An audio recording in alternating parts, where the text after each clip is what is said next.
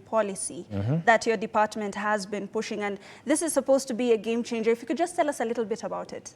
Yes, you know, one of the problems we've had with labor migration is that that space hasn't been regulated by government before. And you know, in as much as it's our role to facilitate the private sector so that we get jobs for Kenyans, it's also important that we regulate the market.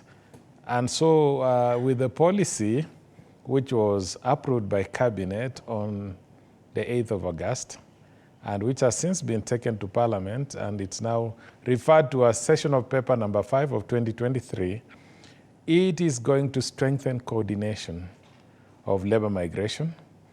It is addressed a lot of weaknesses in the current legislation. And this policy is the basis on which we've drafted the National Labor Migration Management Bill. And that bill is currently undergoing public participation. From there, it will go to Cabinet, and then it will find its route into Parliament, so that Parliament can therefore be able to debate and also legislate. Currently, we don't have a law that governs that space, and that is why, for example, a while back when the Minister of Labor imposed a moratorium on the private recruitment agencies that operate in this country, because sometimes we say, why are people allowed to go to other countries to suffer? They went to court, and the court made a finding that the minister indeed didn't have any power to impose a moratorium. This is one of the things that we are going to be addressing in that bill. And so, as like any good law, because I'm a trained lawyer, policy precedes law or legislation. So that policy is a foundation on which the bill is being built. And the Kenya Kwanza government is aiming to export about 1 million laborers. The Middle East is already having around 170,000 laborers. Of course, there was the deal signed by the president to, export laborers around 250,000 to Germany. What is the game plan exactly now that you're talking about this policy that is yet to be passed? The game plan is we have adopted one approach as a country, and that is we have come up with proposed bilateral labor agreements, which we want to enter into with other countries that need our labor. Remember, just like any other market, there are forces of demand and supply at play. And also there are forces which are beyond our control: globalization, technology, demographics, and also climate change. All these are major drivers when it comes to labor migration. Now, Western Europe, North America, Australia are facing a different phenomenon from us. Their populations are aging. Our population is young. In fact, our unemployment problem in Kenya is fundamentally a youth problem between 19 and 24, because at that age, you don't have the skills for the labor market. Number two, you don't have capital to do business.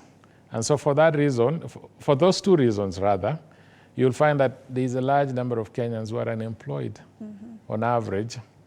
And so every year we churn out graduates who go into the market. And some of them are professionals. Now these countries, because of aging population, they no longer, and then the low birth rates, they no longer have the workforce in place to sustain those economies. And that is why they have gone ahead to change their own legislation.